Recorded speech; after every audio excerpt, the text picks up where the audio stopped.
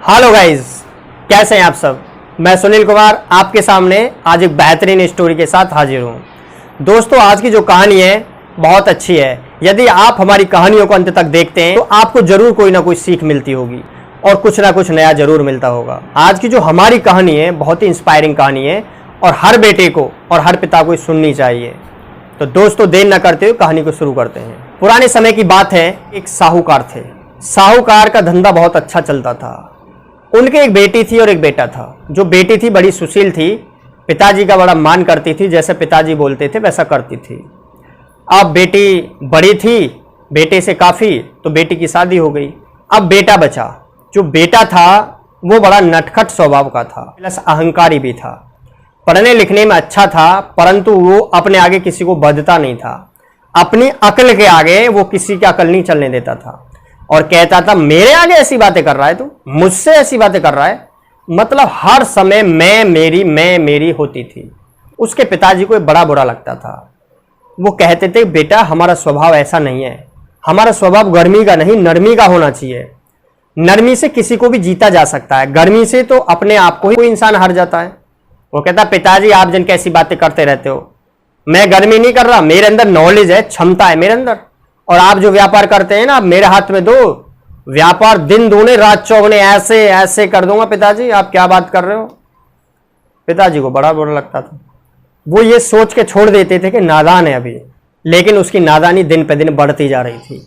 आए दिन कोई ना कोई साहूकार जी से शिकायत करता कि आपका बेटा बड़ा बदतमीज होता जा रहा है, उसे तमीज नहीं है, उसे आप अपने बिजनेस में धंधे में क्यों नहीं लेते।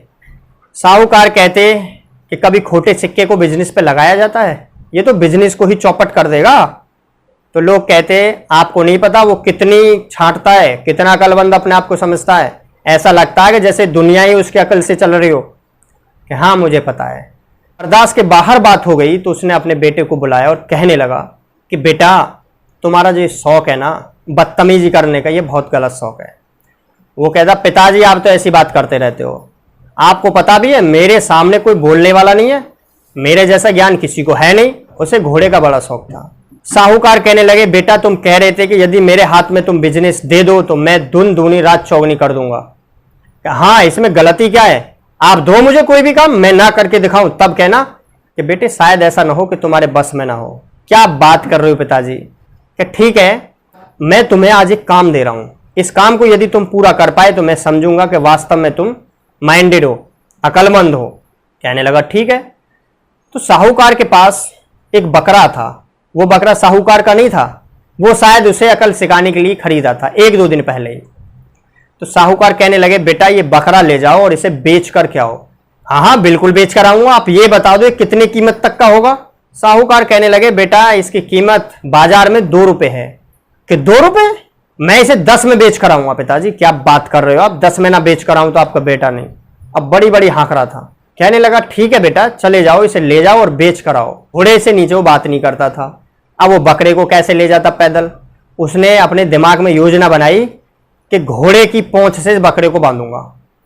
अब उसने एक रस्सी ली और रस्सी बड़ी सी रस्सी ली, क्योंकि छोटी लेता तो घोड़ा लात मार के बकरे को पहले ही मंडी पहुंचा देता।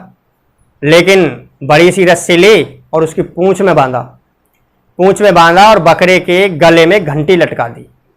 लंबी रस्सी थी, आराम से जा रहा था। मस्त मौला आदमी था, सोचता जा रहा था पता ना क्या समझते हैं अपने आप को, हम देखेंगे कैसे बिजनेस ना बढ़े, ये तो बड़ा ना हमारे हाथ में है।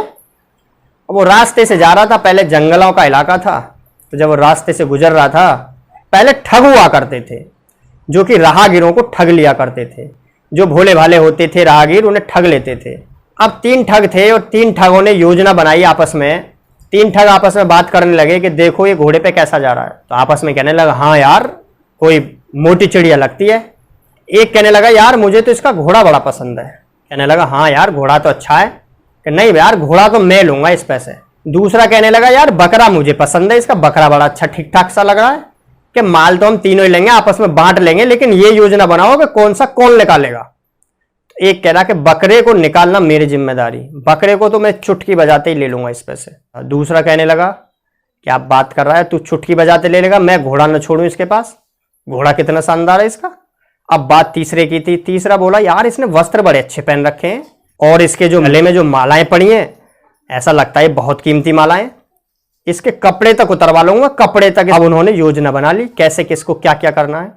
अब योजना को अंजाम देने के लिए वो चल रही है। घोड़ा आराम आराम से जा रहा था और ठगों ने अपनी रास्ता बदली, क्योंकि सारे रास्ते घूम फिर के एक ही रास्ते पे मिलते थे।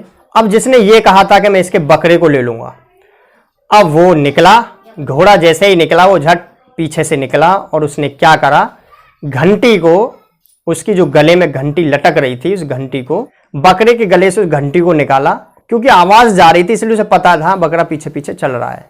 अब उसने क्या किया, उसको निकाल करके रस्सी में उसी को बांध करके घंटी को, और वो बकरे का मुंह बंद करके वो झाड़ी में वो लेके चला गया, क्योंकि घंटी उसने ऊपर की तरफ को कर दी थी और उस रस्सी से उसने एक लकड़ी बांध दी थी ताकि वो लकड़ी उसके साथ साथ घिसटती हुई चले और घंटी बजती चले। अब घंटी बजती हुई जा रही थी, उसको लग रहा था बकरा चल रहा है। अब दूसरा वाला जिसको घोड़ा पसंद आया था, वो कह रहा था इसका घोड़ा गायब मैं कर दूंगा, वो आगे वो एक पेड़ के नीचे बैठा था और आवाज देने लगा, रे भाई साहब, भैया रुकियो, भैया जरा रुकियो, जरा भैया बहुत बीमार हूं, भैया रुक जा जरा। वो कहने लगा यार पता ना क्या बात है। वो कहने लगा क्या बात है, भैया जरा 1 मिनट को आ जा भैया, बहुत पेट में दर्द है भैया, बहुत पेट में दर्द है। वो गया उसके पास और वो कहने लगा भैया वहां जाऊंगा शहर, मुझे भी अपने घोड़े पे बिठा के ले चल। वो कहने लगा यार मैं 2 जने कैसे बैठेंगे इस घोड़े पे। वो बोला चलो ठीक है। उसे हाथ पकड़ के लाया, उसने उसे घोड़े पे बिठाया। अब घोड़े पे बिठाया और उसकी निगाह पीछे गई तो देखा कि बकरा गायब। अब उसके बॉदरेशन के दिमाग में बैठ गया बकरा कहाँ गया, उधर उसने उसे घोड़े पे बिठा दिया था। जब वो घोड़े पे बैठ गया ठग और उसने देखा कि इसके दिमाग में आ गया कि ये बकरा कहाँ गया, अब वो जैसे ही पीछे गया तो उस ठग ने एड़ मारी घोड़े में और घोड़े को लेकर चल दिया। अब वो चिल्लाने लगा, अरे रुक जा, मेरा घोड़ा दे जा भैया, रुक जा, कहाँ जा रहा, रुक जा। लेकिन वो कहाँ रुकने वाला था, वो तो लेने ही उसे आया था। अब वो घोड़ा ले गया, उधर बकरा भी चला गया। अब वो सोचने लगा यार ना तो बकरा है मेरे पास ना घोड़ा, पिताजी को क्या जवाब दूंगा। सही कहते थे पिताजी, उन्होंने पहले ही कहा था ठग मिलेंगे, लेकिन मैंने उनकी बात पर ध्यान नहीं दिया। वो पछताने लगा, कहने लगा यार क्या करूं, मेरा तो दिमाग खराब है, मैं बड़ा कलबंद समझता था अपने आप को, आज तो मुझे ही ठग लिया। वो बड़ा उदास बेचारा, पैदल कभी नहीं चलता था, घोड़े से नीचे बात नहीं करता था। अब वो वापस लौटने लगा तो क्या देखता है कि एक जगह से जोर जोर से आवाज आ रही थी, मैं लुट गया, मैं बर्बाद हो गया, मैं लुट गया, मैं बर्बाद हो गया। अब वो लड़का उधर उस आवाज की तरफ चलने लगा। वो क्या देखता वहां जाकर कि एक आदमी कुएं की पार पे बैठा बैठा चिल्ला रहा था, कह रहा था मैं बर्बाद हो गया, मैं लुट गया। अब वो गया उसके पास, कहने लगा बात क्या है, क्यों चिल्ला रहे हो, क्या बात है। कहने लगा कि मेरी पोटली में हीरे जवाहरात बंधे हुए थे और मैं रोटी खाने के लिए यहाँ रुका था और मैंने अपनी पोटली को इस मुड़ेर पर रख दिया था और मैं फ्रेश होने के लिए वहां से थोड़ी दूर पे चला। मेरी पोटली पर एक बड़ा सा पक्षी आकर के बैठ गया है, उसे लगा शायद इसमें कुछ खाने के लिए है और वो अपनी चोंच को उसमें मारने लगा। मैंने ये देखा तो मैंने पत्थर उठाकर उसे मारा। जैसे ही वो उड़ा तो उसके पंजों से मेरी जो पोटली थी वो कुएं में गिर गई। अब मेरे हीरे जवाहरात, मेरी जिंदगी भर की कमाई इसी में है। साहूकार का लड़का कहने लगा उसमें कितने का माल होगा। भैया करोड़न के हीरे, करोड़न के, मैं तो लुट गया, बर्बाद हो गया और मुंह पे कुआं में उतरना आवे ना, कैसे उतरे। वो बोला यदि मैं तुम्हारे हीरे जवाहरात बाहर निकाल लाऊं तो आप मुझे क्या दोगे। कि भैया मैं तो आधे दे दूंगा, आधे। नौके में बड़े बूढ़े के जब धन देखो डूब तो आधो लीजो बांट, मेरे तो डूबे ही रहो, तू लेकर आधे दे दूंगा भैया। बोला पानी तो काफी से, मेरे कपड़े भीग जाएंगे। हाँ भैया कपड़ा तो तेरे भीग जाएंगे। उतार के कपड़े ने पार पे ही धर दे भैया तू। लड़के ने अपने कपड़े उतारे और जो माला गले में थी उन्हें भी उतार करके वो पार पे ही रख के और नीचे कुएं में उतर के चला गया। अब नीचे जैसे वो उतर के गया और उसके कपड़े और जो उसने उतारी थी कीमती मालाएं उन्हें लेकर के वो फरार हो गया। अब वो नीचे गया, उसने देखा पानी पे तो कुछ है ही नहीं। अब वो ऊपर आवाज देने लगा, लेकिन ऊपर कोई हो तो सुने भी, ऊपर कोई था ही नहीं। और वो बेचारा हार थक के ऊपर आया, देखा था वहां कोई नहीं। अब जब कोई नहीं तो वो नंगी अवस्था में था। अब वो सोचने लगा अब मैं क्या करूं, मेरे तो कपड़े भी ले गया। अब तो मूड पकड़ के वहां रोने लगा, कहने लगा मैं तो आज बर्बाद हो गया, मेरे घर वाले ठीक कहते थे लेकिन मैं किसी की नहीं सुनता था। आज मुझे पता चला कि वास्तव में दुनिया कैसी है। वो रो रहा बेचारा, जोर जोर से रो रहा था, रोते रोते आंसू सूख गए। कोई व्यापारी जा रहे थे उस रास्ते से, उन्होंने उसका रोना सुना तो पास आए और कहने लगे अरे तुम तो उन साहूकार के लड़के हो। कहने लगा हाँ जी मैं उन्हीं का लड़का हूँ। कि यहाँ कैसे। बोला जी पूछो मत, बड़ी बुरी विपत्ति आई है। अब उस लड़के को उन्होंने साथ लिया, उसे जो धोती रखी रहती थी उनके पास, उसे धोती उड़ाई, साहूकार जी के वहाँ ले गए और उसे साहूकार जी के यहाँ छोड़ दिया। और साहूकार ने उसकी कंडीशन देखी और कहने लगा बेटा बेचा है बकरा। अब वो अपने पिताजी के पैरों में पड़ गया, कहने लगा पिताजी ये दुनिया बहुत बुरी है, मैं तो इस दुनिया के आगे कुछ भी नहीं हूँ, मेरी पढ़ाई लिखाई तो कुछ भी नहीं मायने रखती, मुझे तो कुछ बेवकूफ़ों ने ठग लिया कि तुम तो ये बहुत अक्लमंद समझते थे अपने आप को, तुम तो कहते थे दुनिया ही मेरी अकल से चल रही है। कि नहीं पिताजी मैं गलत था, आप सही हो।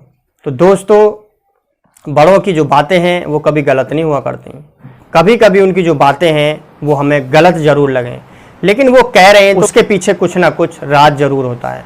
तो हमें उनकी बातों को ध्यान से सुनना चाहिए और फिर अपनी बुद्धि पर परखना चाहिए। यदि वो हमारी बुद्धि पर सटीक बैठती हैं तो उस पर काम करना चाहिए, यदि कोई डाउट है तो उसे क्लियर करना चाहिए, ना कि उसकी अवहेलना करनी चाहिए। धन्यवाद दोस्तों।